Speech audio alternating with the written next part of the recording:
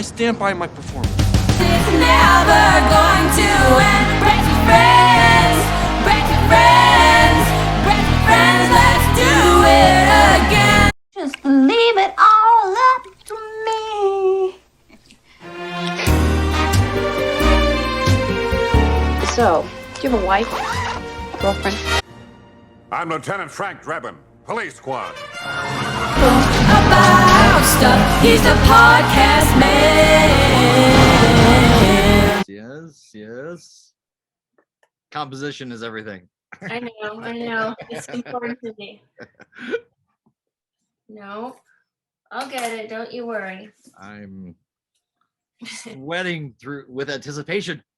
Is that better or more? Yeah, can you come closer to the screen a little bit? Oh, shit. I know these are I'm giving you direction. We're gonna keep all this for the video too, so this is perfect. Oh, no, you can't do that. It's a good thing I edit. That's everyone's first question. Is, do you do this live? I was hoping you would do this at night because the lighting's much better on my face, but we'll just roll with it. You don't age? I haven't seen you in 20 years. What pills are you taking? Because you look the same. Lemonade. Oh, lemonade. That's a secret. Yeah. Well, hey, it's great to see you. Great to hear your voice. It's nice to see you too. This is very surreal. Is it surreal or what? Yeah, this is a trip, right? Yeah. I wouldn't have it any other way. So, and you know what's funny is that okay, we'll just start the show. This is Brett's with Friends, my silly, stupid little podcast where I don't know what I'm going to ask. We're just kind of have a conversation. I want to know about the things that you're passionate about. Okay. And we got quite a wormhole to go down. But yes, also, this is my episode 56. Oh no, that's as you know, that's my number. I know. Thank you. It's I don't know what, it just happened that way. Synchronicity. And I can't believe you remembered that was my number. Well, I lived at 56A Dudley. Oh, that's right. Oh my God. See how we're coming full circle. Wow, and that's my number. Okay, so here we are in the wormhole of number 56, and let's see what happens. All right, okay. Let's do it. Okay. So I'm excited. I was tripping out because I was like, oh, okay, this is gonna be perfect. It is. So you're Hannah Sloan. I think so. And I met you about 20 years ago or so. Who's counting? This is true. I wandered into your house randomly on Dudley. Didn't remember it was 56. So there we go. I'm here to trigger you.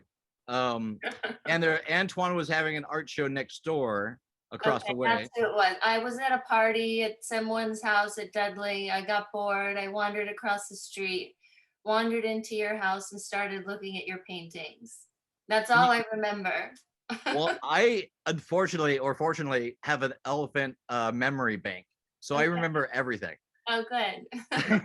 So I had my big piece, Circadian Rhythms, that 5 foot by 6 foot painting. That was sort of my opus, and it was 1999, 2000. Woo! And you said, and you looked very mysterious because you're always mysterious to me. You're like, never set your paintings on the ground. And I was like, and then we had a friendship, and I love myself. yeah, you're all don't ever, which was the first time anybody's ever told me that, and that was a sign of respect for art, and that was a very big thing for me. So, and have you taken that to heart? Absolutely. Good. I remember. I'm so glad I had an influence on you, and I'm glad that you remember these details. I do remember the details. Whatever happened to that opus? It was Circadian Rhythms. It was, I had it in a pot shop off of Washington next to the 72 Market Street, and there's an Asian gang running the pot shop, and they moved out, and I was trying to figure out when they're moving out, and they took it, and it was too big for me to move. In hindsight, I should have unraveled it when I had the chance and taken it, because it was too big. I didn't have a car at the time, and they took it to Apple Valley, and the guy went to jail for a thing called Hotel California, where he busted. There's a sting operation for a cop they were selling copious amounts of herb and double bagging it, and As we do. and the cops found it. They resealed it, and then they made a bust at the TGI Fridays in when they tried selling it to a cop at TGI Fridays in Austin, Texas, or something like that. So to make a long story short, the girl, oh gosh, I probably should, Jocelyn, who's his wife. I tried getting it back from him several times, but they had it in storage. He was a, basically Asian drug dealer, not very reputable, and it got thrown out into a bin outside of Apple Valley, which I didn't know. I was investigating this whole time, trying to find it, and some homeless guy who was homeless at the time named Travis Shrink tried to extort it for $20,000 because he had it, and he climbed over the fence and grabbed it out of the trash can, which is no small feat because it's a very large painting. And this is the art world in a nutshell, just so you know. Well, that's going to cover basically the rest of our interview because I was going to ask you what the state of the art world was. So he tried getting me to pay him $20,000. He had it at somebody's house, but they were drug people, and he went sober, got a home, and he can't get it back or wouldn't get it back. Last time I heard, it was in San Jose, California, but it's got my name right there height-wise on the painting. So I wish someday somebody would really give that back to me. It sounds like a road trip documentation opportunity. So if you need someone to go with you.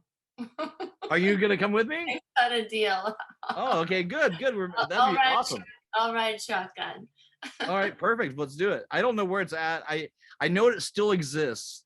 So it's weird. Like that painting in particular, like I always had visions of burning that painting for some reason in 1999. I don't know, the 2000 was coming up, but I had visions of that painting burning on Venice Beach. Maybe it will. Well, someday, hopefully. No, I don't want to get that painting back and burn it. But I don't know. There's a bit of a kind of a weird, it was a great piece. I haven't painted like that. That was more of my Asian line work on top of the abstract stuff. Right. But yeah, I need to get back to that a lot, but I spent about a year on that painting. Wow. Is that the longest time you've ever spent on a painting? Or have you gone longer? Do you go back to paintings again and again? Or what are they done when they're done? Oh no, they're never done, really. It's just people, they sell at the time that you want to sell them and how badly you need the money. They're done when they're sold. Yeah, when someone wants to hang it on the wall. Basically, that's when they're done. And yeah, I mean, that was the most, for that size, that was the longest time I've ever spent on a painting that size. Wow.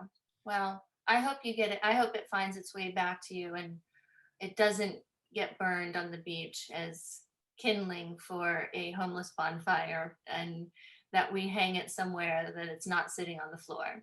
That would be quite amazing, actually. Yeah. That stranger things have happened. It's got my name on it. Yeah, it does. Someone might find it in a flea market someday, and look and be researching the name, hoping that it's worth $20 million. Basically. Yeah, and try to sell it back or try to sell it to a dealer, and it'll end up back in your hands. And they'll see this podcast and they'll be tripping out. I had somebody try to sell me back a painting recently from like 20 years ago. They're all, and there's a guy named Solomon, and it was sort of a bad deal. We went and he got a really good deal on some paintings, and he kind of chipped me on some money. But anyways, I got a phone call out of the blue from him, and he's all, and I asked him, because I did like an 8-foot peacock in oil. Okay. And I asked him, what happened to the peacock? And he's all, I don't know what happened to the peacock. I said, you don't know what happened to a 10-foot peacock in oil? And I think he's a drug dealer. And so he might have probably sold it off. And he asked me, how is your artwork appreciating in value? When he called me, and I said, well, I appreciate it. And he was looking to sell the painting back to me because he's trying to sell money. This is at the beginning of COVID. For more than he bought it for. Oh, dude. Anyways, I've given the deals I've given in hindsight. My price for paintings have just went up. I mean, just, unsolicited advice. Can you sell to people who aren't drug dealers? That's what I've been pretty good about that lately. I'm trying, but cash is green. And They need and to yeah, put that the was in money a somewhere. well, around those times I was in a really big survival mode, you know. Around that time and I'm slowly, my relationship with money, I've been getting better at it. I've never been good with money. Okay. But like I'm getting better. But enough about me and the painting. Let's get to you. What's been happening since I last talked to you? You have been in the art industry for quite some time. In fact, if you still have that video of me and the Hildebrands dancing in your bookshop, I'd love to see that sometime.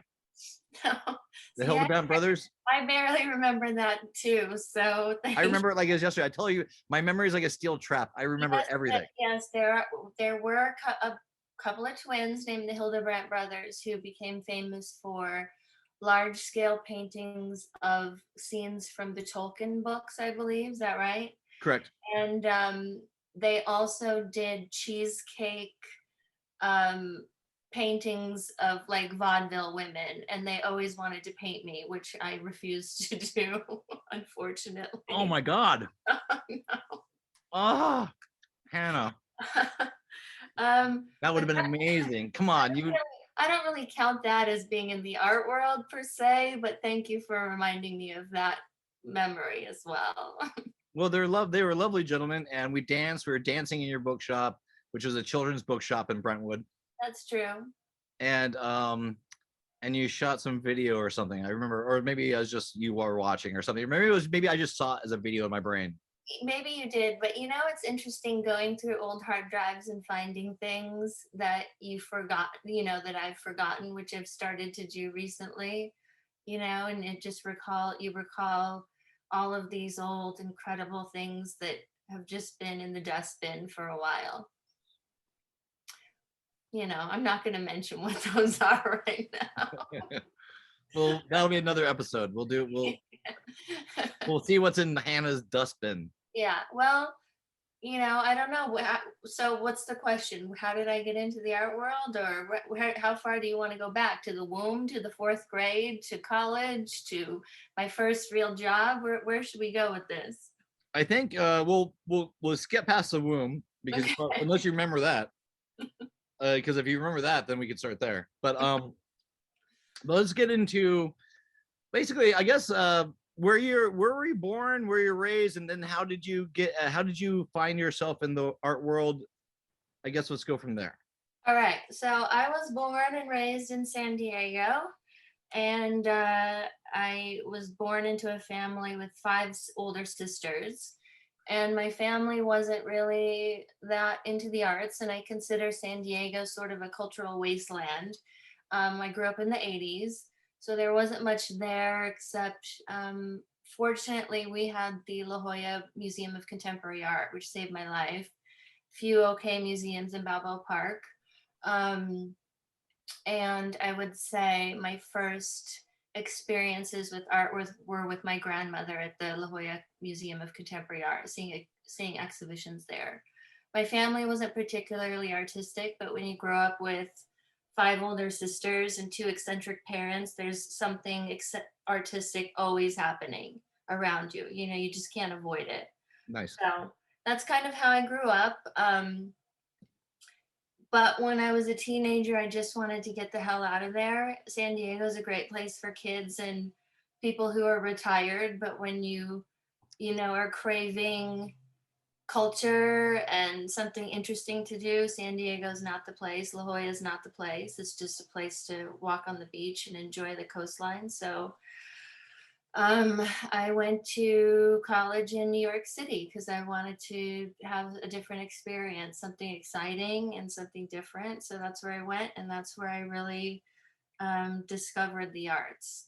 That's where it happened for me.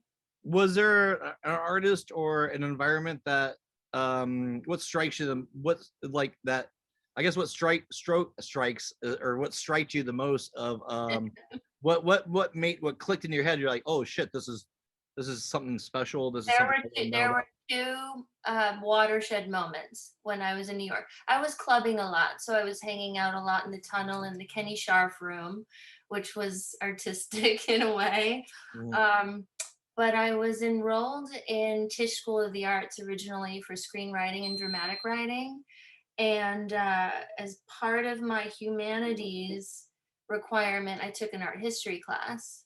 It was probably general art history, you know, basic, covering the bases.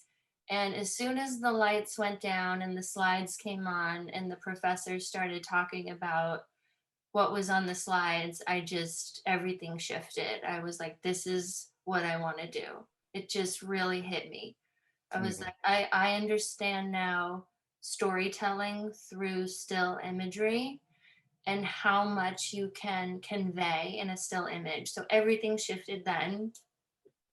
And then I had an epiphany one day while walking to the Metropolitan Museum of Art. I was walking on one side of the street, and on the opposite side of the street, I saw a woman who looked exactly like me.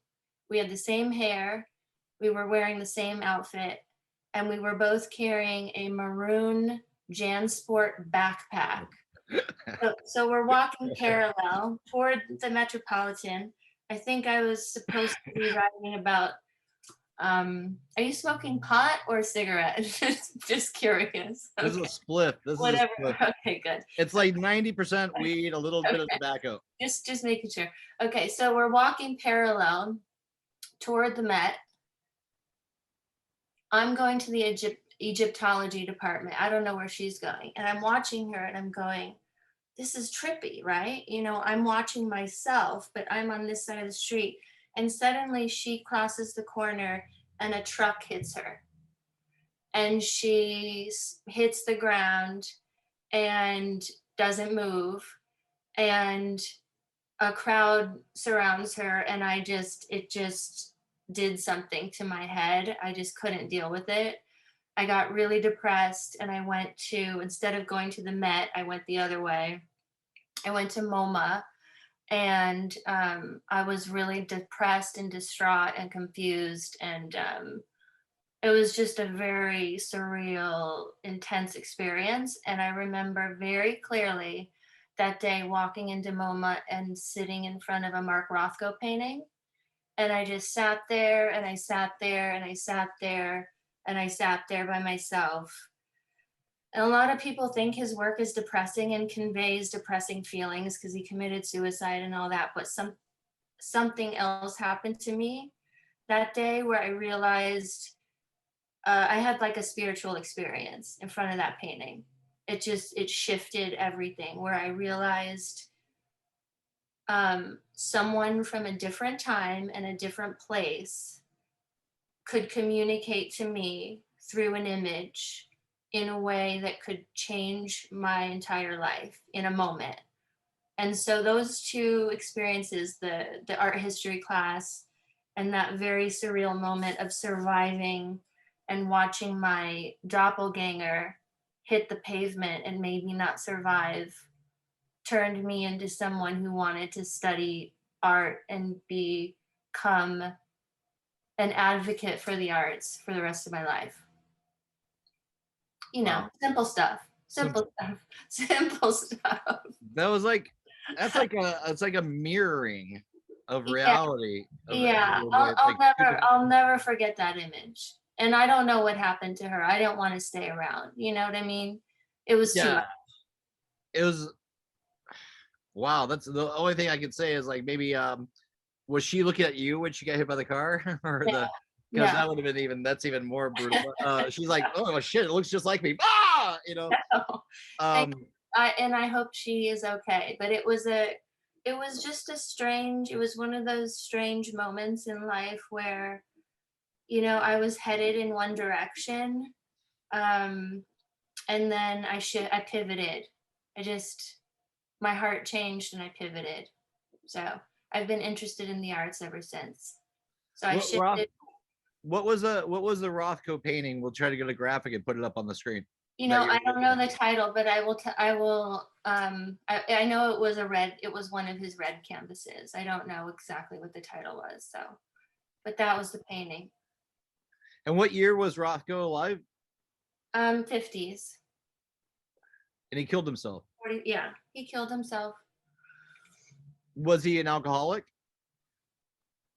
Or, I no, because like, did he have like any sort of I wonder what would have left You him. know, a lot of people were surprised that he committed suicide. For example, Agnes Martin, who's one of my all-time favorite painters and artists, she believes that he didn't commit suicide and that his suicide was framed, but she also had schizophrenia. So she had opinions that were maybe dramatic. I'm not sure. So a lot of people say he was very depressed, and a lot of people were confused by it. So I'm not sure. Huh? Yeah, manic depression's heavy. We're just getting to like in this day and age. It seems like we're just starting to understand the brain a little bit more because there's a lot of trauma that people receive throughout their life, and Yeah. now it's more open-ended. People can talk about anything. You know, I've talked about my trauma and my drama and stuff like that, and how it's impacted the rest of my experiences with my relationships. But back then, there probably wasn't that accessible, or people that forward with being able to come and say, "Oh, I got this problem." No, medical health was totally different. I mean, I could go into that, but the interesting thing about artists and musicians and things is when they come to a traumatic end, unfortunately, people have a tendency to look back at their life's work as a reflection of that moment. You know what I mean? And I don't think that's necessarily fair, because it's not like someone who's in a fit of depression who commits suicide was like that for 40 years while they were creating a body of work. But we have a tendency to kind of, I guess, look through that lens often when we're looking back at an artist's work. And sometimes I don't think we should do that. So anyway, the Rothko helped me. Nice. See, well, that's the healing aspect of a good painting, I think. It's a moment in time. It's a time capsule. It's like, but it transcends. Human emotions are throughout time and space. That stays the same. Grief is grief, or how you express pain or happiness in a painting, hopefully shows through. Or there's some sort of relationship. Somebody, it's in the paint. It's in the oil. It's like an amber. Like a fly in an amber, it's captured in time. Layers, yeah. And layers. it also speaks to how different people can read into different work. Because some people pass a Rothko and they go, oh, it's a couple of squares on a color canvas, like, big deal. But if you actually, when I sit in front of one and absorb it, you start to see layers of information coming out. And that's how I like to experience art. I like to do it one-on-one usually, and like have some sort of a mental conversation with it. That's when I get the most out of it. So you can tell I'm kind of passionate about it.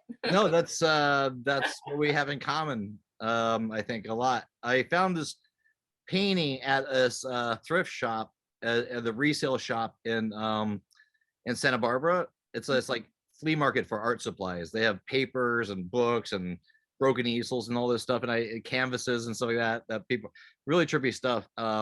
It's really a great place to go to. I don't know, but I found this painting and I saw this canvas of and I was gonna paint on it, but that's why I go there for cheap canvas and weird shit. Sure. But let me show you that painting, because I found I liked it, and I didn't know it reminded me of Rothko. And I was like, when I bought it, I was like, oh, it's a really good, it's a deep, 1.5 inch, box frame canvas. And the more I looked at it, the more I really, I didn't want to paint on it. And I was like, oh, that's there's no signature. And it was, here, I'll show it to you real quick. Okay, good.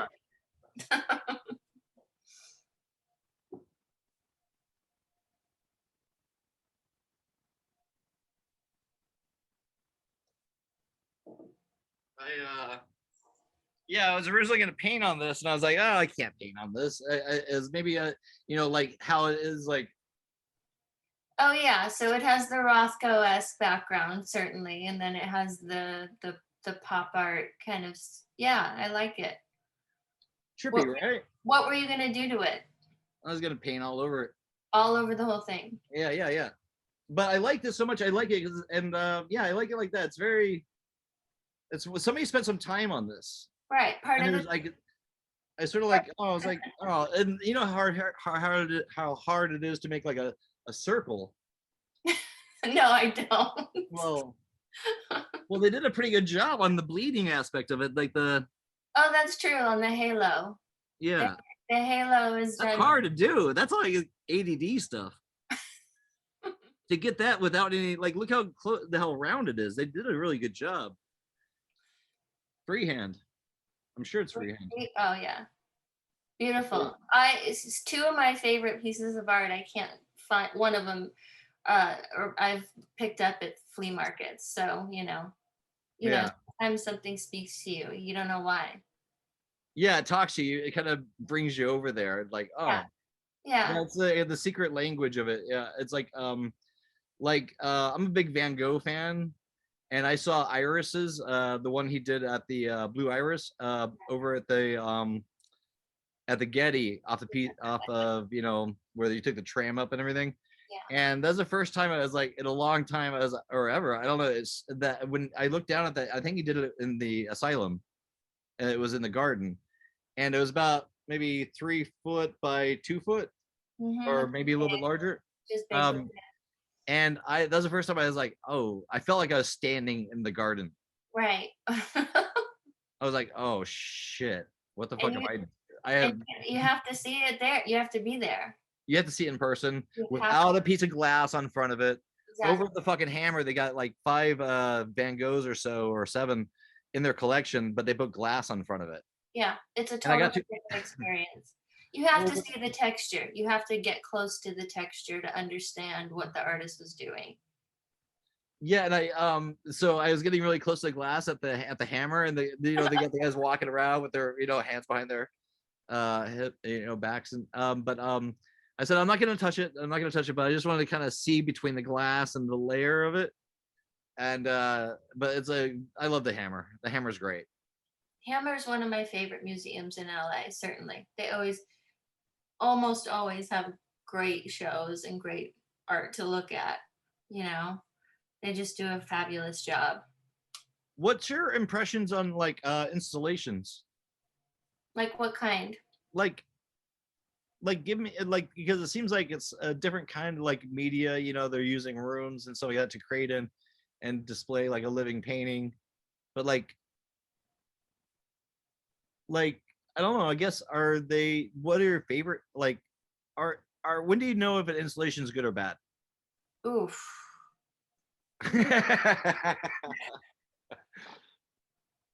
Well, I can tell you the first art installation I ever went to was when I was a kid. They had my grandmother took me to a Dr. Seuss installation at Balboa Park. And it was the first time where I realized that art could be an immersive experience. I had never gone through anything like that before. I'm trying to think what art installations that I really love. I like it because it's a full body, full sensory experience usually. If it's done well. The best art installation, and I don't even know if I would call it an installation, but it was just the most exquisitely designed exhibition, was a Jean Cocteau exhibition at the Pompidou in Paris. And the way they had his video and his papers flowing around the room and his text and his paintings, it created, I like environments. I think environments are engaging in a couple of ways. I think one positive thing about installation is it engages people who normally wouldn't go to a museum to look at art in a new way. So, it gathers an audience, a new audience. Trying to think. I think installations like the Kusama installation, I don't know if you saw it at the Massimo collection. Sometimes they're basically just there for selfie, the party opportunities. And I'm not necessarily into that because, like I said, I'm into one-on-one experiences with art. But let's see, I would say the best museum for art installation in the country by far is a small museum in Pittsburgh, Pennsylvania called the Mattress Factory. And that's where I discovered an artist named Jason Peters. He does these, I don't know if you saw it, but one of my first shows that I ever curated was in 2000. Well, I started in 2004, but in 2007, I curated a whole room where he created a pitch black room, and he made these giant spirals out of just regular utilitarian buckets, but he lit them from within. So you enter the room and you can't see anything, but as your eyes adjust, you see this beautiful Mobius strip, and you can walk through it. And it was just an incredible sensory experience. I love James Turrell installations. I think. Can I ask you a quick question about that Yeah, installation? Was there anything playing music wise, or was it just silence? it was silence. Yeah. Which is the And most probably powerful aspect of that. yeah, and we actually used duvetine on the walls and carpeted the floor, so it was like dead silent. You know what I mean? So everything was muffled. Um, and that was just a very powerful experience. So I think, what's the difference between good and bad installation? Good installation, hits your soul and affects your senses in a positive way, and bad installation is just a spectacle, I think that's the difference. Can you give us an example of the artist? Wait, did you say the name of the artist that made that installation? Jason Peters. And Yeah. so, I'm sorry. Look him up. He's fabulous. Okay, check him out. Yeah. And Mattress Factory. Everyone needs to go to the Mattress Factory. It's an old mattress factory. I think it's 3 floors, and they devote the entire museum to installation. So the whole museum is one immersive experience. It's just phenomenal. Do you like the current Van Gogh installation? It's like more of like a video installation. Do you think I'm not gonna go see that. I want to take some mushrooms and go do it, maybe. I don't know. I think I'm a little too traditional. It looks like projections, right? Yeah. Yeah, I'm not there yet. It's like a Burning Man light. Probably like a Burning Man light or something. I mean, yeah. I think he would probably not be. I was thinking the same thing. You'd probably be like, "What is this bullshit?"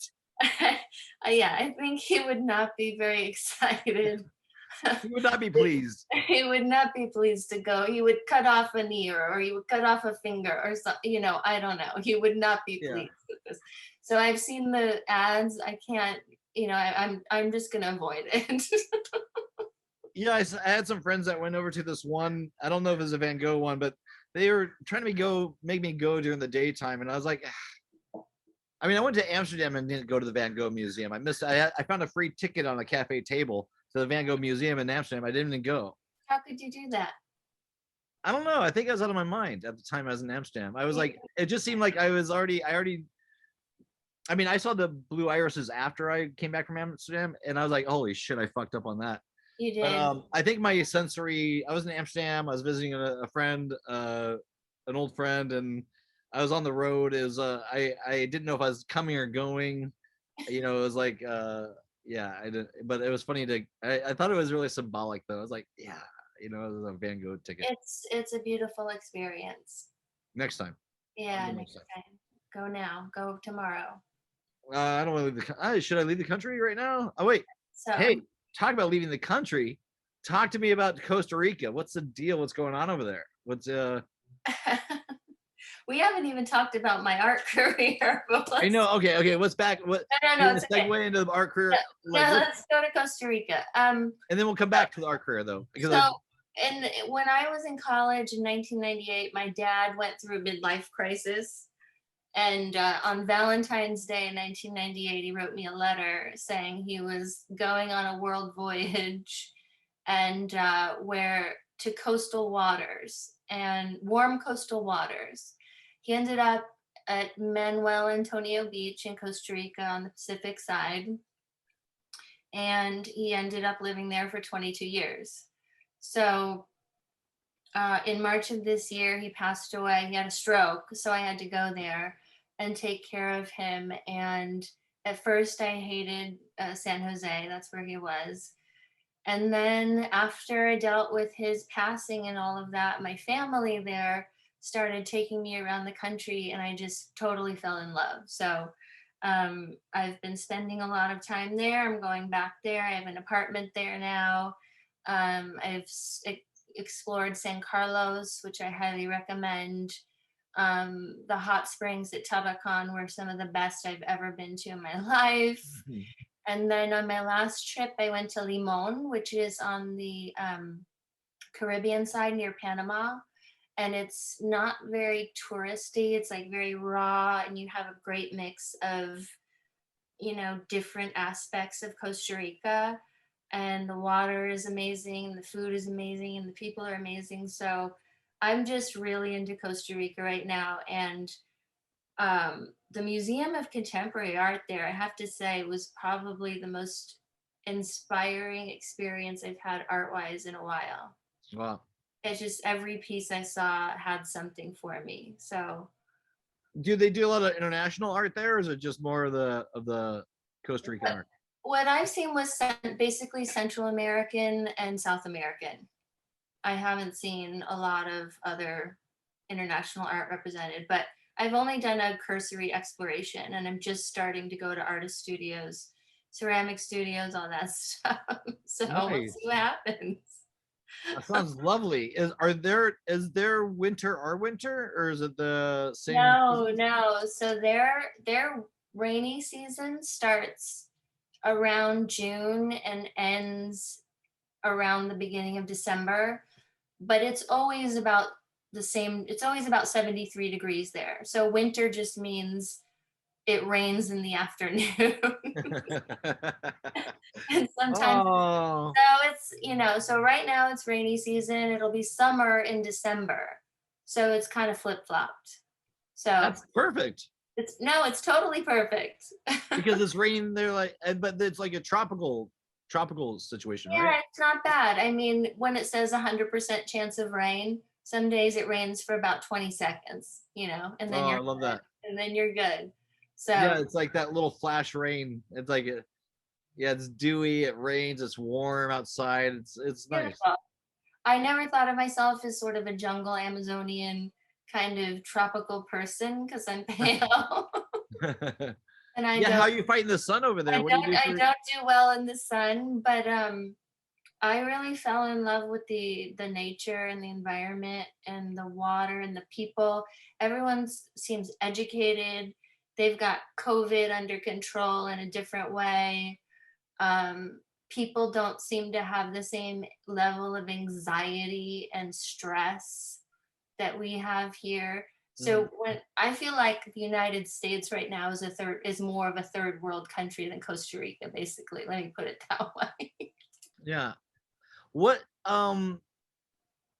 so what do you think about this COVID thing? What's your opinion about it? What's happening where we not necessarily where we were at, but like going forward, where do you have any predictions? Can you or hypothesize of I have any predictions. I don't have a crystal ball. However, it was interesting because I was really careful during the first year and a half or whatever it was for health reasons. And then I was forced to go to a third world country because of my father's condition, unvaccinated, in a place where people were not vaccinated.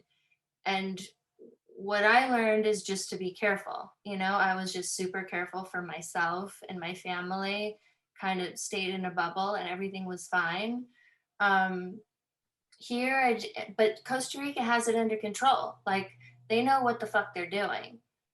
You go to a shoe store or a makeup store or anywhere you go, they have a hand washing station. You wear a mask and you get your temperature taken, and everything's open, period. And it's no big deal. Like, nobody fusses about it. So I don't know where you're at, where you are about it, but I just think people should have common sense and be careful, and we'll get through it. But United States seems to have a lot of fucking morons. Did you edit that out? No, we got to keep all this. This is gold. No, I feel pretty much the same way. I think it's a really kind of like, it's been a very organic, like it's as sloppy as you think it would be if you were thinking. I don't know. It kind of is sloppy and kind of clunky, but everybody's kind of realizing who we are as a people. You know, if assholes like to be assholes, That's that's a good cool. point. You know, they're That's a good point. but it's definitely the quickening of like reality. It seems like you know, it seems like a paradigm shift, and we're living through it. I remember hearing a lot of stuff about like, you know, the harmonic convergence and all the, you know, I'm a hippy dippy alien kind of guy. I like Atlantis. I believe in all these multidimensional realities, but we were always like when I was doing a lot of ecstasy back in probably right, I think I was coming out of my ecstasy days when I met you. But we had some good clean crazy stuff, and I went to some crazy like dimension stuff. So, and we always like the future 2020, when I would think about it, when in 1999 was like, oh shit, I'll be 50 years old when that hits. So that seems like such a far distance. I remember thinking about that just like when I was in high school, walking through the high school hallways and going, oh, this is all going to end someday. And Yeah. it's like things happen in like 10-year period of chunks. Yeah. There's cyclical activity. And but like Say now we're here. 7-year cycles. I go Is it 7? Yeah. I feel like I'm maybe my time and geography are all screwed up. So it probably your 10 is my 10 is your 7. Okay. Probably, but yeah, but to see reality, we always, and I remember not necessarily just tripping, but just watching and reality shift. I mean, there's been jumps with the cell phone, but anyways, in the future we were able to see like people's auras and stuff like that, and like because the dimension, some sort of frequency would be higher, and that some like people we have extrasensory perception on a wider scale as human beings. Is that what you're talking about? yeah, like the shift would, like everything would be, the veil would be lifted, like but and some people wouldn't be able to survive the coming ascension. And do you think that's happening? I think so. I do too. Yeah. I agree with you. I think the veil is lifting, and there is a rift between human beings right now. And some people are using this opportunity to become enlightened, or were already enlightened and are using those extrasensory perceptions to navigate. And other people are regressing, and I don't know where they're going. I couldn't have said it better. You're right. It feels like that. My mom just got her vaccine shot yesterday. Yeah. And she's 77 years old. Yeah. And she was refusing, and she's a big Trumper. She never watches the show. If she ever does, she's gonna hate me. But this whole Trumper. What's that? She could never hate her son. Oh, maybe. Yeah, maybe a little. She's cantankerous. But she just now reluctantly got her shot this morning, or yesterday morning, and it was so hard to get her to hey, this isn't like you're. I went to get a B vitamin shot, and the doctor I was getting me a B vitamin shot said, we started talking about my mom, and I said she's 77 years old, and he said, well, I'm a doctor. Tell your mom that that a doctor says if she's 77 and doesn't get the shot and she gets COVID, she will die. Yeah. And he said that tell her a doctor said that. Directly like that, yeah. Yeah, and I texted her, then my brother and my sister talked her into doing it. Now she's like, well, now you guys all have to get healthy too. And she's like, no, this isn't about like don't point it at. She's like, I only did it because everybody else around me wanted me to do it. I was like, well, trust me, it's better for you. It's like, I don't know if you saw my Facebook post, but there was a huge shift in Los Angeles for me, where it was like no man's land for like a year and a fucking half, and it was like nobody was out on the street. It felt like we were in the twilight zone. Nobody felt comfortable doing this or that, or they did it privately. And then once everyone started getting the first shot and then the second shot, I ride my bike at night when I'm here, like 20 miles, sometimes down to the bike path and north or south. And just suddenly, like, life started coming back. And so for me, it was like, you get a vaccine so that we can have society and connection. And it's an unselfish thing to do. And I respect people's beliefs about their health and their own personal choice, but maybe they should just stay home. Yeah, yeah, you're right. I don't want to get too political on this. No, but you're right. But a lot of people are shut-ins. The people that were shut-ins before are super shut-ins now. Trust me. They have I almost became a shut-in during COVID. Really? Yeah, I almost did. So let's talk about your art career. Can you tell us about the Sloan Projects, or are you still at Bergamot as well? I'm not at Bergamot anymore. My art career basically started in 2004 when, on a fluke, I had picked up a camera, and then I got a job at a great photography gallery, which you know, at Rose Gallery at Bergamot Station. And I quickly started getting to work with all the greats in the photography world. You know, it was just a kind of amazing. So from 2004. Wait, can I just interject? Again, a quick question about the Adam Bartos show. How's he doing? And is he still around? Do you know Adam Bartos? I've totally lost contact with him. Why Adam Bartos? Well, I did some location scouting for him when he came to Venice and shot some locations. Oh. And he took my headshot while I was over there too. Oh, I don't know what happened to him, but fun fact is that his family donated an entire wing to the Museum of Modern Art, I think it is. So he comes from an interesting family. He was a really cool dude, man. I mean, I really enjoyed. I don't even know how that happened that I became a location, but he paid me pretty good money, and he came with an assistant, and we shot some interiors and exteriors around Venice that I sent him, pictures of, and pre-internet and stuff. And we went out to dinner one night at where the Van Goghier was. It was some Italian restaurant now, which anyways. But he's a super cool dude. Last time I talked to him, I saw him at that show at the Rose Gallery, and he's such a great guy. What an eye. I saw him set up a shot.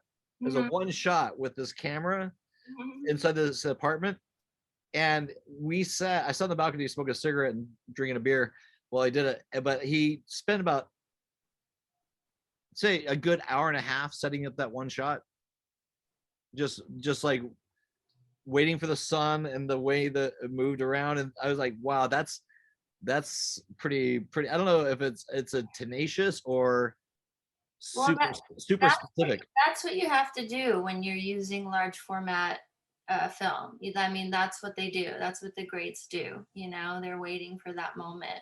They're waiting for everything to click into place. There's a lot of waiting in photography. Unless you're a street photographer like Mark Cohen and you're just going out and like attacking, shooting. But if you're using a large format, camera, it's a bitch to set up. So you want to get it right.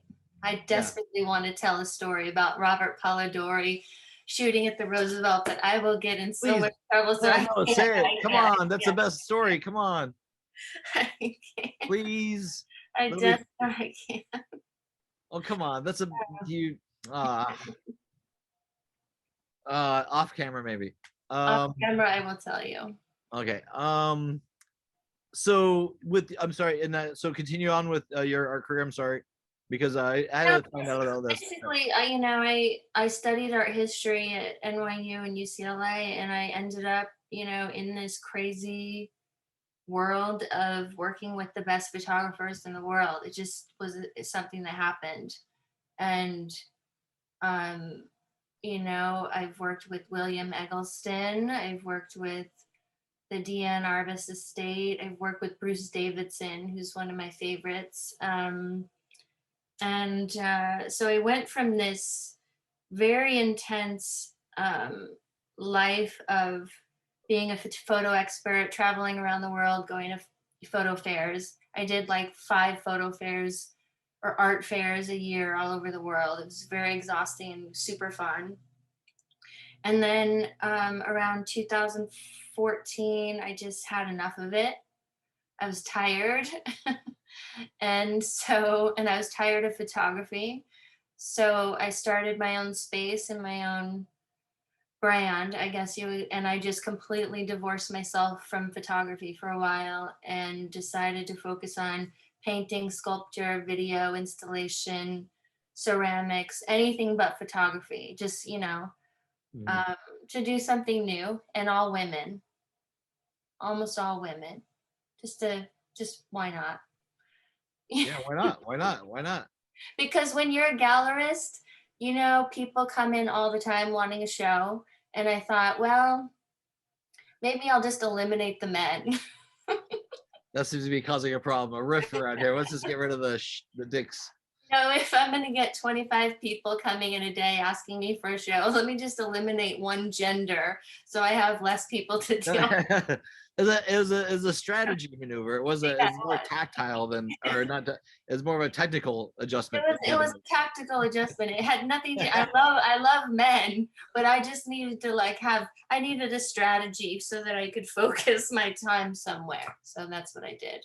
And was that a brick and mortar sort of situation? It was an open a brick studio? and mortar situation at Bergamot Station for a while, and then I got sick of that too, because when you're a gallerist, you're kind of trapped in a space, and I realized I worked in a box for most of my career. I worked in a white box from the time I was 25 until the time I was 38, and I felt like a trapped rat, so I needed to get out.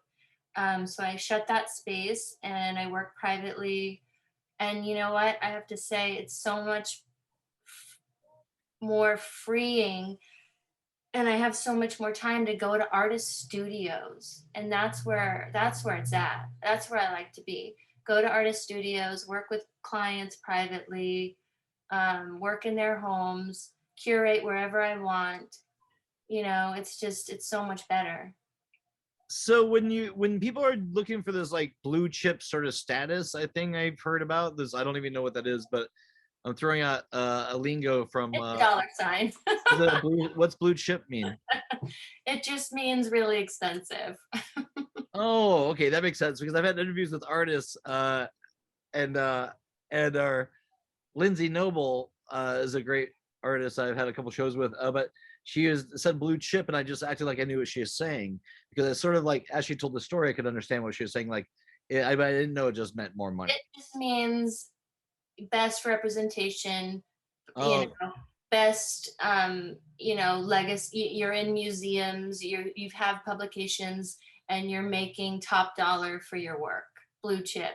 It's the names. It's the big names. It's the big Yeah. name people.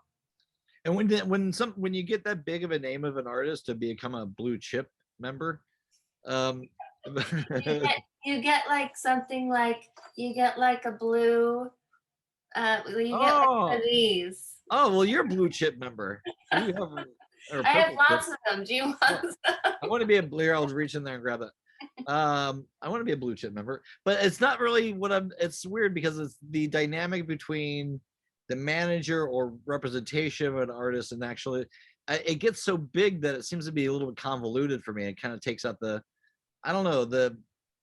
It's if Van Gogh's alive and he had a manager, he would, probably not produce the different. I don't know. It's weird about being commercial, producing a lot of a body, a series and stuff like that. There's so many different ways, but it just seems exhausting, and not why I wanted to really do art in the first place. I think lot of. Well, tell me more about that, because I want to hear your perspective on that. Well, I mean, I kind of want to keep, because sometimes you can get a little exhausted from like I like the series that I do, like the Buffaloes and the Hawks and stuff like that, and they're fun, graphic, and they always change. But and I like doing them. I wouldn't do something I didn't like. But like I want to get back to that 13, 14, 15-year-old.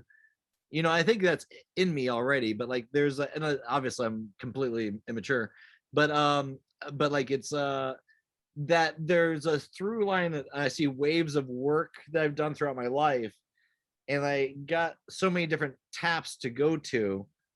I'm just actually remembering as I'm saying this to you right now, probably, that to go to like I like that freshness of it, that creating it for the sake of creating it, Right. and not just like, okay, shit, I need to do this in a certain way to Yeah. please this format of whatever the template is that's going that way. Right. Because that just seems, I mean, I've sold out, trust me, I can't even wait to sell out. I'd love to sell out. Then if I take money and make my movie. um but the art, I feel like, I don't know, it's very strenuous to keep up with the Joneses. And There is an amount of pressure that comes with a certain status that once you reach it as an artist. And some artists deal with the pressure well, and they can continue to create something fresh, and other artists just kind of fizzle. And what happens is the people only want to buy the early art, and they don't want to buy the later art, because the later art is produced under a pressure to create something for the gallerist or for the market, and it doesn't have the same allure or freshness. I know exactly what you're saying. So some artists can deal with it. Those artists happen to be like the good marketers. They know, they're very savvy. They can produce something that is them, but that is new. But other artists, they either disappear or they create work that nobody cares about anymore, and only their early work sells and resells and resells. So it's an interesting conundrum. But I would suggest that you start making the money first and then worry about make the money first. I'm doing yeah, I need to make the money first. I got the commission painting, I showed you that picture. Yeah, it's I need to get a place, like I'm staying in a place right now that's not permanent, but the drying time here is fucking insane. Like I get full sun all day in the backyard with the pool in it. Here, I'll show you the pool. Okay. This is ridiculous. Where is So, it? this is in LA. Very nice. So I'm staying here for a short time. It's everything's temporary. But I agree. being being in this environment and having full sun and a pool, waking up and jumping in the pool, because I had like a shoulder injury those last couple of years or something like that. I ran into a pole. I drank too much tequila. I ran into a pole, like physically, not with my car. I was walking, and man, it's like Sorry. it was totally stupid. Yeah, I know. Wait. And I was in a mood that night, and I ran into a pole. Okay, I'm sorry. No, Are you it's good. day drinking again? Oh God. Yeah, it's a Stella. It's a light beer. All right. Yeah, so but having the pool to jump around in and create art in this environment is forever short-lived. It is. I've been producing a lot of stuff, but I'd like to get in a studio and go bananas. I need a space like this for myself, I'm thinking. Well, what's your, for me, a lot of artists ask me what what differentiates like a successful artist from a non-successful artist, and one of my answers always is discipline and regularity. Like, I want to know, what is your practice like? Do you have a regular practice? Do you paint whenever you want? Do you get up every day and do something whether you want to or not? What's the deal over there after you jump in the pool? Everything you just said is true. Considering if you're not hungover. I don't know. No, I don't get hungover unless I drink tequila. Tequila is the one that hangs you over. Pretty much everything you just said is true. I do that on daily. I try to do that. Everything, the three. Like, do you have a time slot, or do you? Well, I work in paintings in multiple intervals. Like I'll do, because it's oil, and so I'm doing different layers on different paintings when I have like the because I want to get this sort of bleeding effect. Like the watermark in a riverbed. Like you see the different watermarks, like almost see like the Grand Canyon, or the watermarks against the Yes. the wall of the mountain. Yeah, of course. I'm trying to do that with the paintings a little bit and Okay. get this weird edgy bleeding, Nice. and you use a lot of thinner, and thinner and sun do not get along. The sun annihilates the thinner in a really good way, so it coagulates around the edges. Okay. So is this a happy accident or This is a series of observations and observation? accidents as well. Okay. But so the new stuff, I mean, it's all about the layers. It's always about the layers, but it seems like being able to dry lots of paintings, I'm kind of pushing out a lot of stuff because I have the space to lay them out and let that process happen, as opposed to being like inside where And you just start, or do you have an idea before you begin? this last year it's been about environments like landscapes. So I've been doing some palette knife landscapes and in various forms, using that as a sort of the horizon line. And it's been just really fun to kind of screw around with it. You know, it's not the ornate line work stuff. Yeah. It's more the alchemical reaction. I want the paint to fight with itself and create texture. I don't usually use a medium in my paintings, but like it's like to make it thicker or do something. Right. But I don't know, for some reason, because sometimes I cut through it, you know, you chop it up a little bit. I don't know. Oils, that's the oil thing. The oil makes you crazy. Oh, okay. I was wondering. but so that's what happened to me. But like but being I like working on multiple paintings at the same time. So as they finish, you get that last layer, they start coming off the line in a way that they're all have elements. Like I use a blue when I do blue on a spot in one painting, since I have it in thinner, and so on and so forth. And so they're all kind of in conversation with each other in a way, right? Yeah. Probably, yes. They Okay. are of the same ilk and different branches of the tree Okay. when it comes to that stuff. But there's some new stuff. You always want the next stuff. I'm already looking at this one painting, and I'm gonna turn it into a spaceship. Yeah, well, there's an artist. Okay.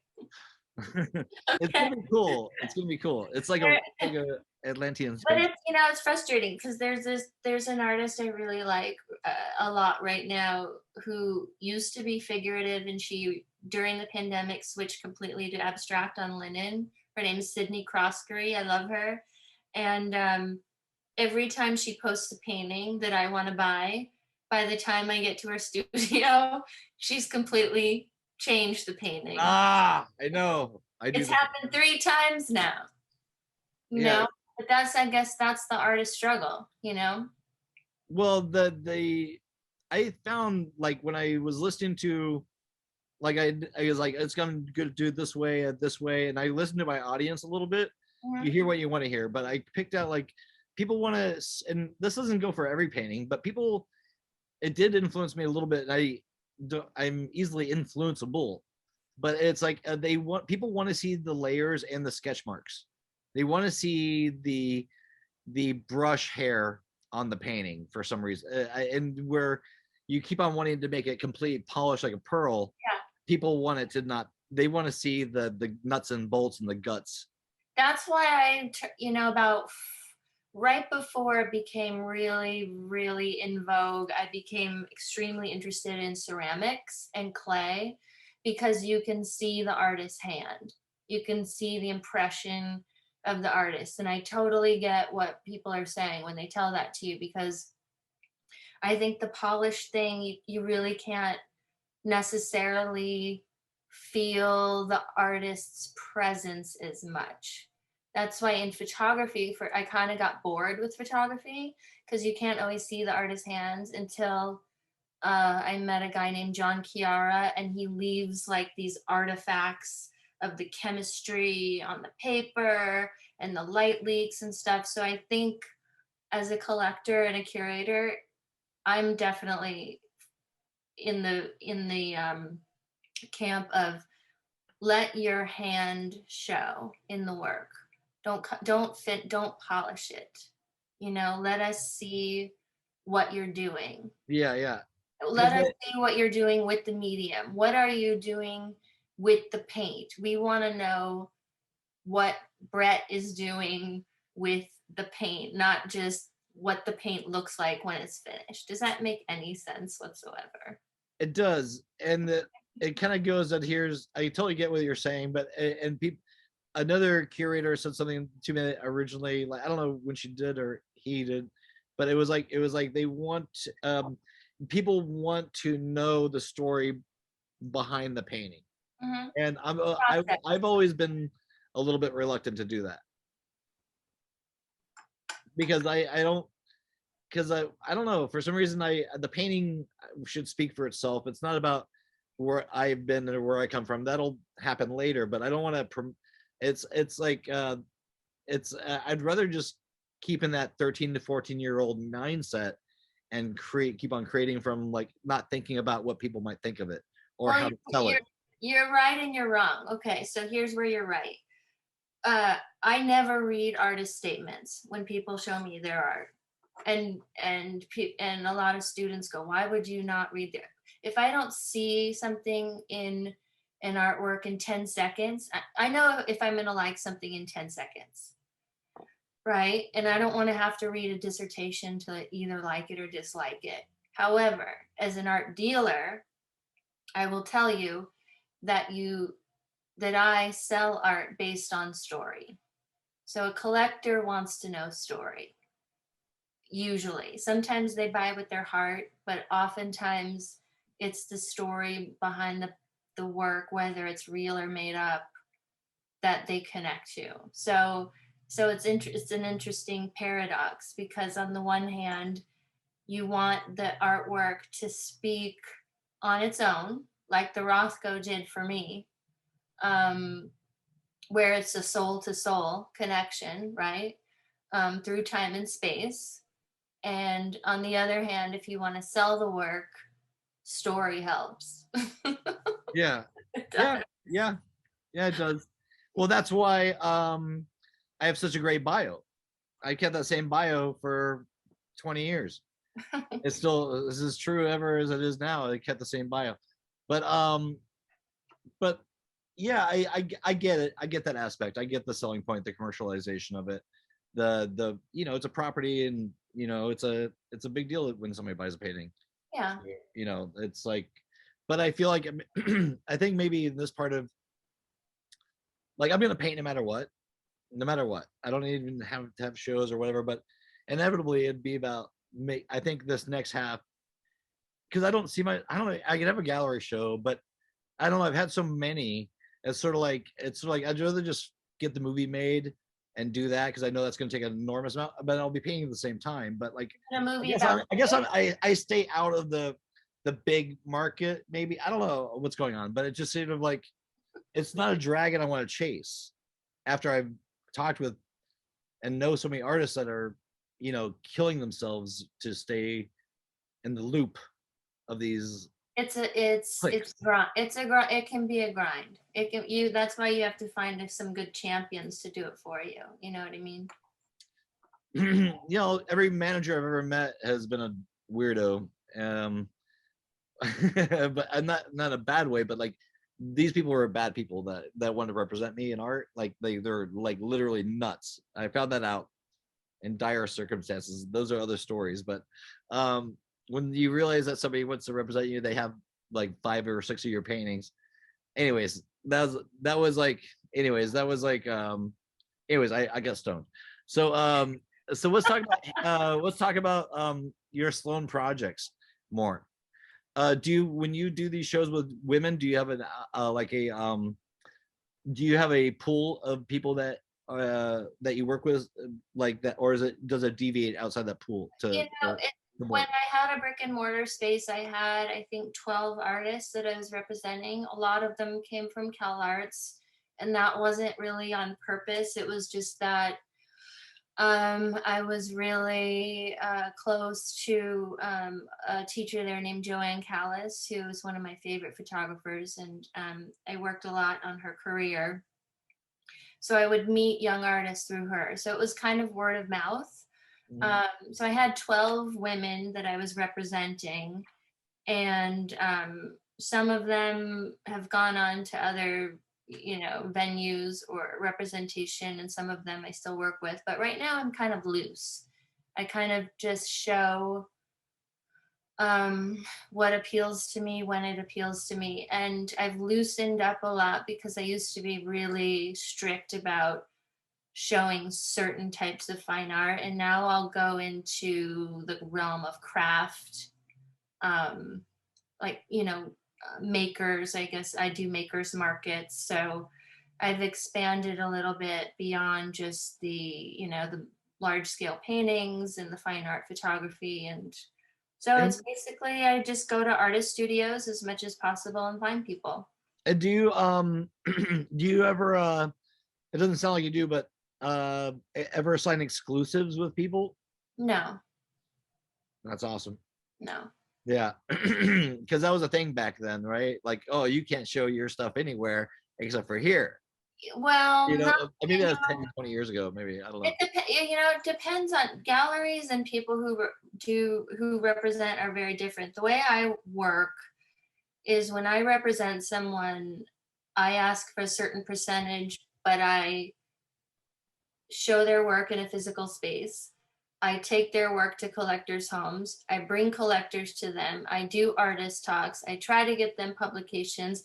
I show them to museums. I try to get them in other galleries. Like, I work for the commission. A lot of galleries just take a commission, show the work, and don't do anything, which I would avoid if I were an artist. So, no, I've never done an exclusive. Yeah, that's good. No. But I ask people not to show in LA at the same time that I'm showing. That's just obvious. Common courtesy. Yeah, common courtesy. So where do you see like the art world going right now? Like just I mean, where are we at? Do people even like art anymore? I know in LA it seems like people don't really.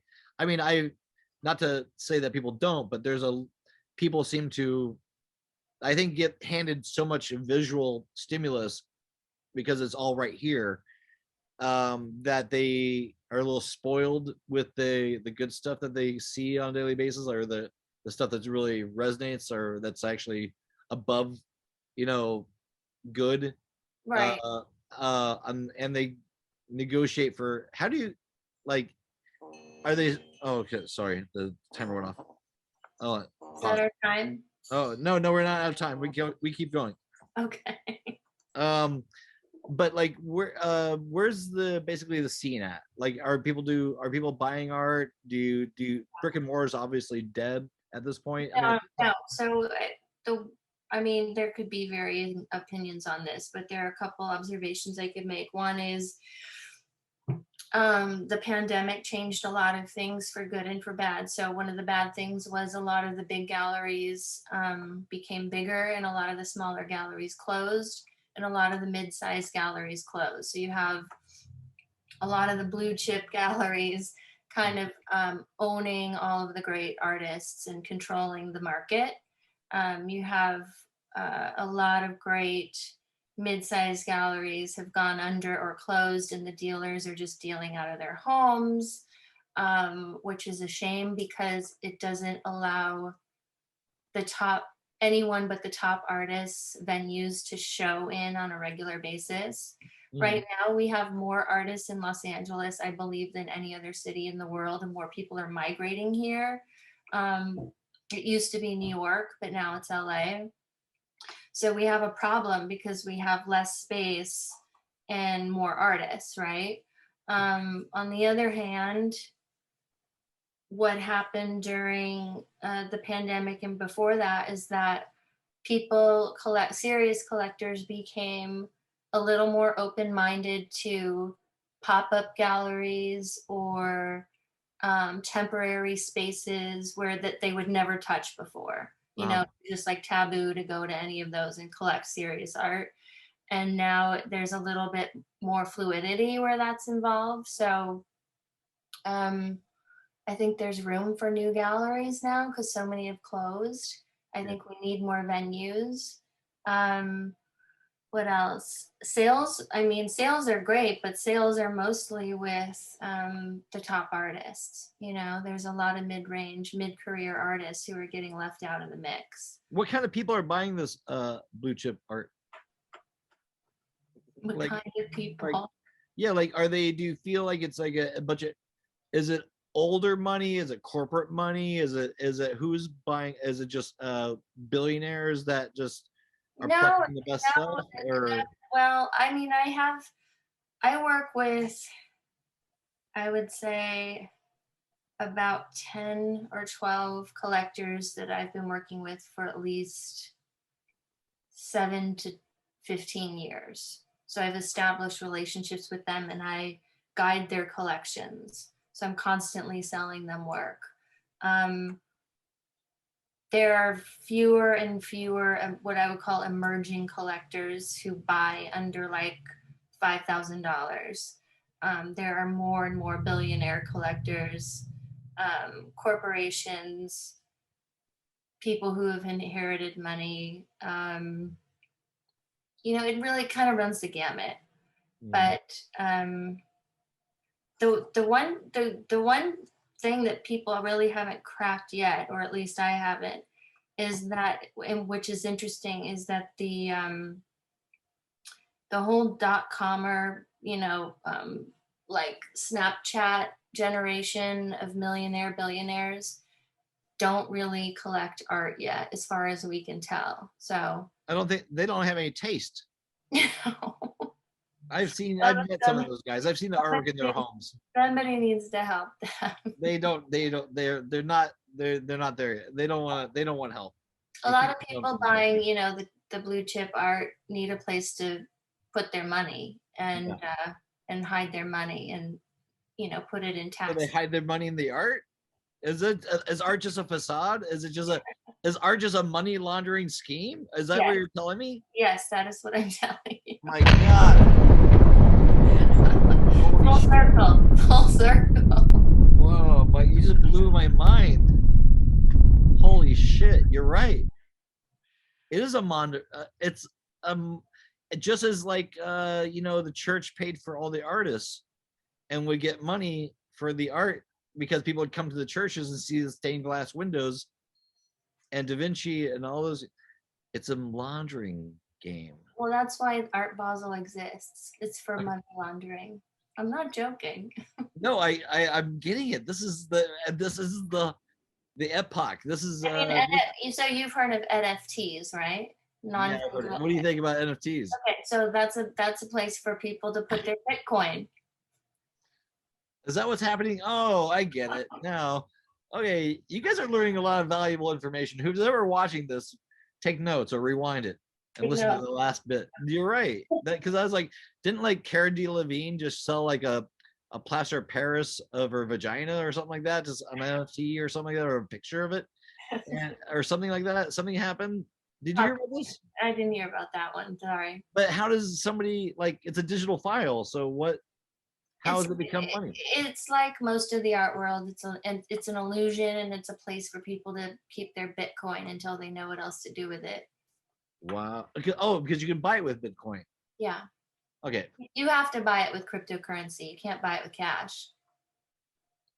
What? Okay. Yeah. Okay. These are all new to me. I'm just a young buck in the woods. I don't know what's going on with the stuff with the technical, with the Bitcoin.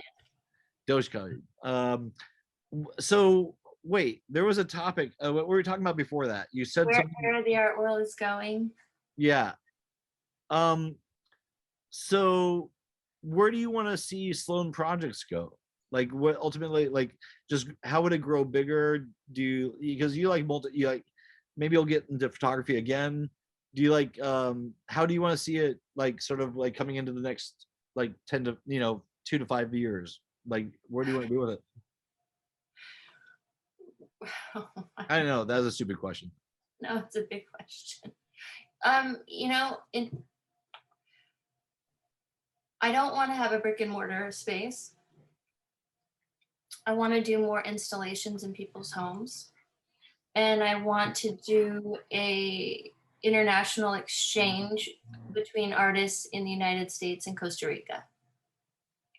That's where I see it going. Nice. Yeah. But I'm the kind of person who sort of, I don't have a trajectory. So a lot of times in my career, I just pivot, I just go here, and then something comes up and I go, okay, I'm going to go there. I'm a very curious person. Mhm. So if something piques my curiosity, I'm just going to run after it for a while and see what happens. So Oh, that's kind of how I go. it's kind of that's I feel the same way about this. Like there's no goal.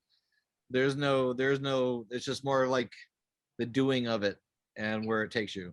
Yeah, but I went from, being, deeply embedded in the fine art photography world to then multimedia stuff with women.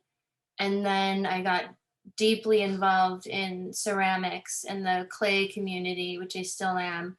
But right now, I feel like I'm going back to my roots and really, really appreciating traditional black and white photography. That's where I'm at right today.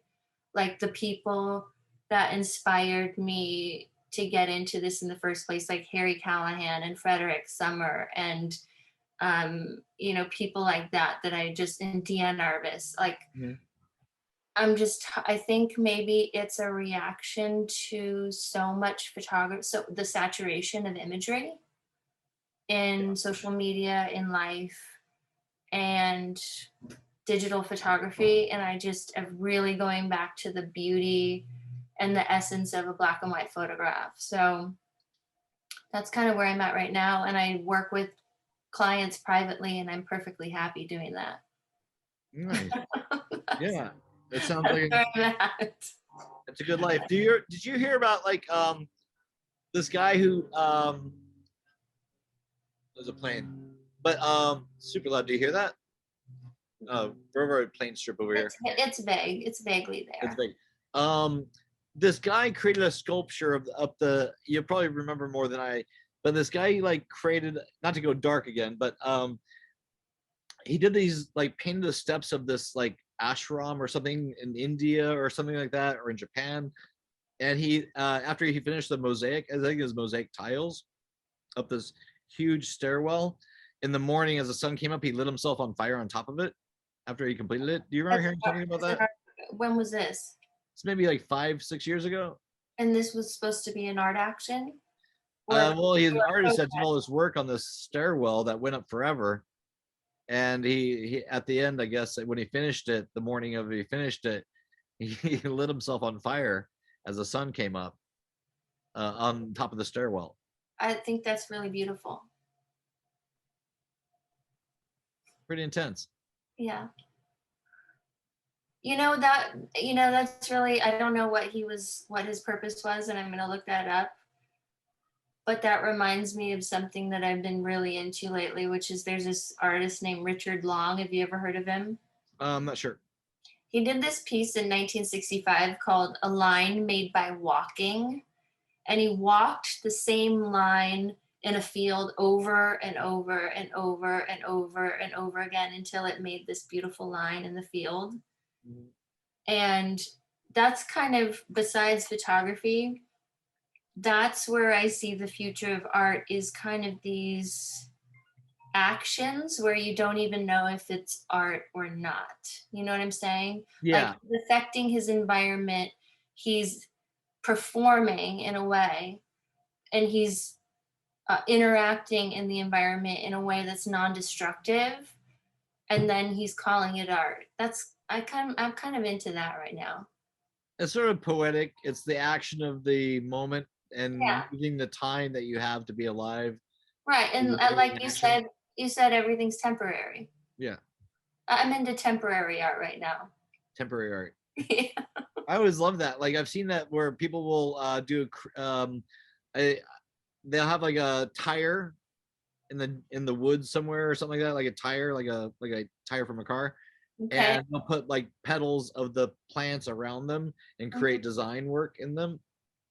Like an Andy Goldsworthy kind of. Probably yeah, where you twig it together and stuff like that. Yeah. Those are always cool things. Yeah, reality is a trip, man. I wonder where we're gonna go after this. This is like it's like we're in 2021. You know, what's it look like in 2 years from now? If I don't know, this is all. I don't know. Do you think we could live with COVID? If we do, I think fashion's gonna take a major like Fashion? fashion. Yeah, like if we have to like put on masks again, like we got kind of prepped for like you notice how all the masks. Did you see all the different designs for masks that Yeah. came out during this time? Yeah. There was some Yeah. crazy shit. Quickly. Yeah, really quickly. Well, first of all, speaking of 2021, I don't know if you watched the Olympics, but they call it Olympics 2020. So I've been really confused about what year it is lately. It's really fucking with my head. But in 2 years, I don't know where fashion's going, but I'm hoping it goes to like a more sustainable. I know this isn't good for the fashion industry, but I put on a dress today, but I'm hoping it goes to a more sustainable kind of life where we're wearing uniforms and we look like we're all from Orwell's 1984. Oh, so basically it's sort of a Star Trek thing, or no? Yeah, kind of Star Trek-y, kind of maintenance man, maybe. with, with a few different accessory choices. Well, people will put their own bling on Like them. a painter smock, kind of, Yeah. yeah. I'm kind of, looking forward to that. No, that sounds like jail though. That's like everyone's gonna look the same. Nope. I think the future is gonna be very loud, very Okay. clunky, Okay. very lots of beeping, like with beeping and different noises. I think the sound waves are gonna get more cluttered. I think they're gonna be like you'll hear like chimes in the area, like ding dong. Every it's sort of like an array of sounds, because if we get any more people on this planet, it's gonna be nutty. What do you think about the billionaires going into space? It depends on where you are. Oh. But noise pollution is going to be a problem. Where on earth will we be able to go where we don't hear a plane, or we don't hear another human being? That's going to be an issue. But where are the ding dongs and the bells coming from? If you could please elaborate on that. Is it in your head? I think so. Sometimes. I have to. Sometimes. Okay, so you think it's gonna get clunky and louder? Like, are we talking water like levels- Burning Man fashion? Yeah, it might turn into that. I think don't know. people will go. I think people will still, in the future, going to reach really deep. I do believe that people will start getting themselves augmented on purpose. For sure. Like, take off my arm. I want that new Pro Max 20. Yes. Yes. In like the deep future, maybe 50 years from now, 40, maybe. No, I'm thinking like 7 to 10 years.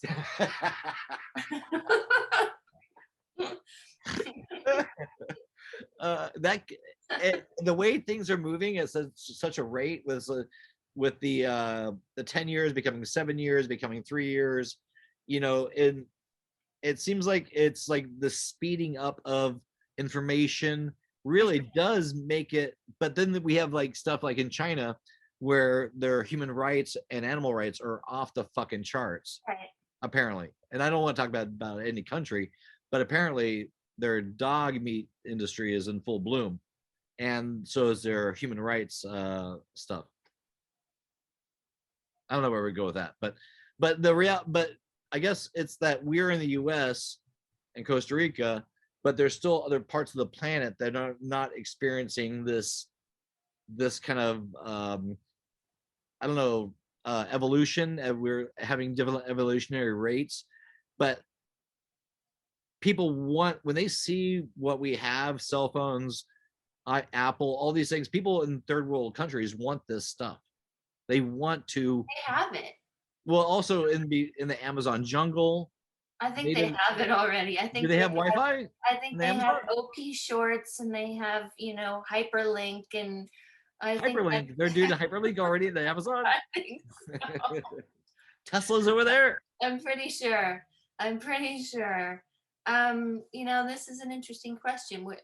Maybe it's I don't think there's one. I definitely don't think the United States is becoming more evolved than other countries. I think it's sort of maybe an individual, it's a group of people, all over the planet. It's not a country. I don't really believe in countries anyway. I mean, it's an arbitrary concept, right? Well, you're Sort of. correct. But people are just now sort of seeing that perspective as opposed to like 100 years ago. Mm-hmm. So I mean, even 100 years ago, people, I don't know, we're moving really fast with the evolution of the humans. I just hope the animals can. I don't care about humans all that much. The animals I want to be okay, and I'm sure They're not okay though. no, Sorry, I'm so the sorry. animal abuse is insane. Yeah. Like if people were to watch how they get their food, they would probably throw up. Like, because the inhumane things that people do to animals is like barbaric, and on a mass scale, like we got a lot of people on this planet. There's like a lot of shitting, a lot of eating, a lot of killing, but there's still a beauty to life, right? I hope so. I hope so a lot. Well, maybe you're bringing up a good point, which is that global warming is going to dictate what happens in the future in terms of habits, fashion, migration patterns, what people are talking, all that stuff. My friend I was talking to said water is where it's going to be. People are going to be fighting over water. Fighting over water rights. Yeah, and also the lack of water. Yeah. As the global warming happens. Will we lose all the polar bears if the global warming happens? Yes. Except the ones at the San Diego Zoo. They're going to be drinking margaritas. They're going to be swimming backwards on their back. They're like, have a little umbrella in their cup. Well, so where do we go from here? I don't know. You tell me. You're the host. Okay, so in the art industry, I saw something really quick about art critics and art writers. Can you expand on that a little bit? Like, people describing work of art, like I know a couple different art. I don't know if they're art writers or art critics, but is there still that scene of art critics and writers? Because it seems like when I've gotten a conversation with a couple, it just seems like I already did the painting. I don't need to know all the I guess that's more of the story part of selling the painting. Or for me, I'm not a big fan of Ayn Rand, but I think it was in The Fountainhead that she wrote about art critics as parasites. And I feel like I sort of agree with that, because they're not, someone puts themselves out into creatively, which is not necessarily the easiest thing to do, and then they show the work to an audience or to other people, hopefully. And I don't think it's for anyone to judge in a negative way and sort of discount and try to shun an artist. And there are a lot of art critic snobs out there who I think they get off on doing that.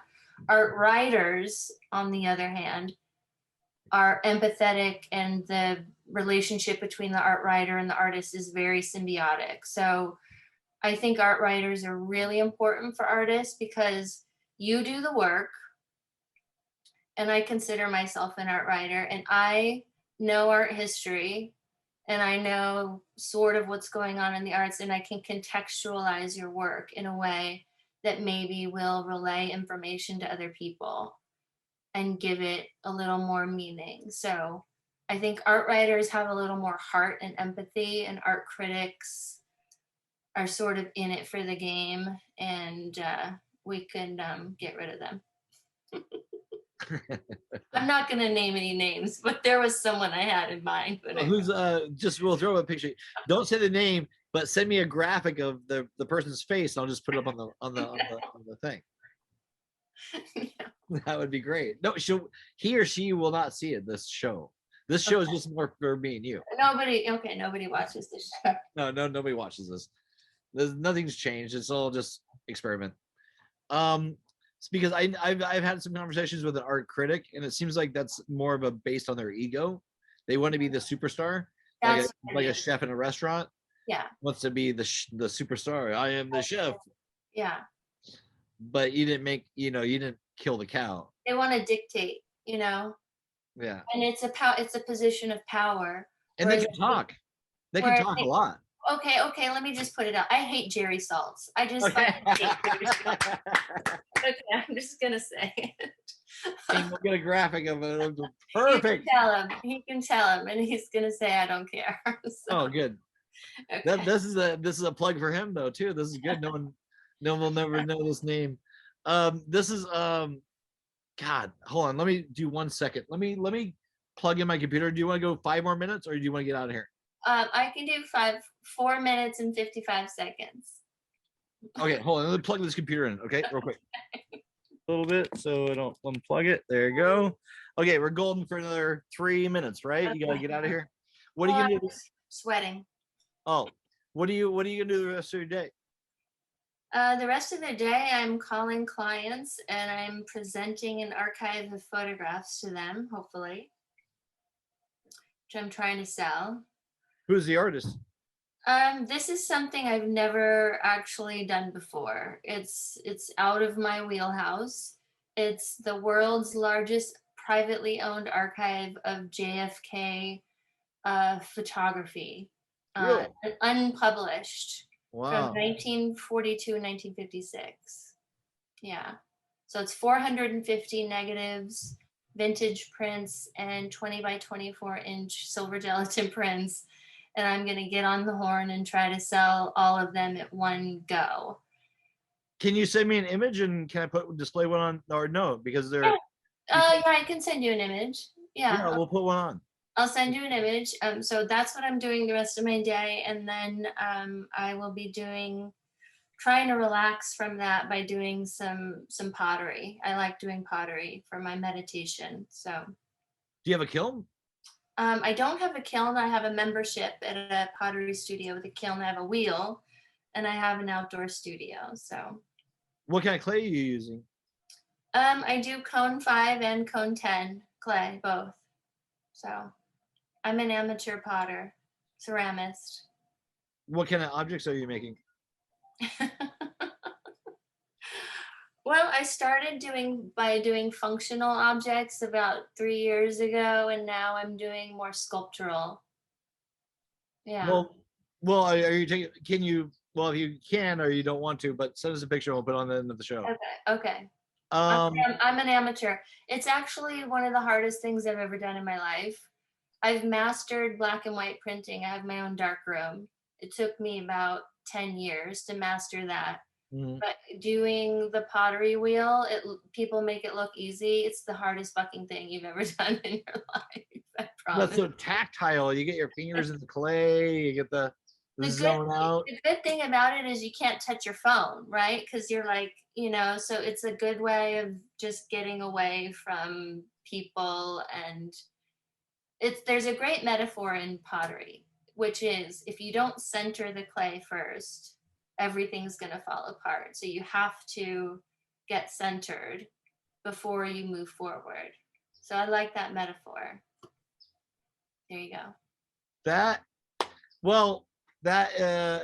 was beautiful. Let's let you go on with the rest of your day on that high note and that metaphor, because it really speaks volumes of everything. So hey, this was really super fun. I'm glad it's so good to reconnect with you. Thanks for coming on this silly little podcast. I'll send you a link.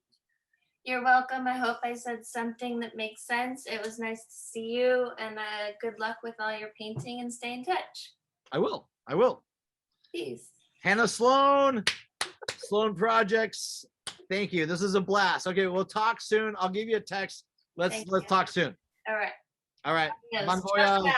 Ciao. Oh wait, real quick. How do they find you on Instagram or your social? It's Sloan Projects, SLOAN Projects with an S. On Instagram is the best way to find me. Yeah, and I've been really, I love all the posts. The artwork is inspired. It feels good, and I love what you're working on. Thanks. Thanks, All right. Brett. All Talk right. soon. All right. Episode 56. 56. I love it. I love it. All right, we'll talk soon. All right, bye. Bye. I'll send you a link and everything. Okay. Mwah. All right, bye.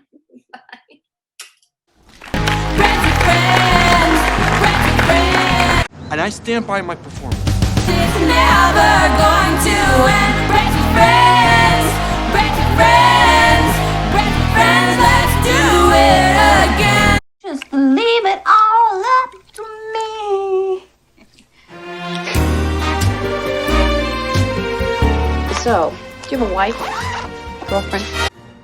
I'm Lieutenant Frank Drebin, Police Squad. About stuff. He's the podcast man.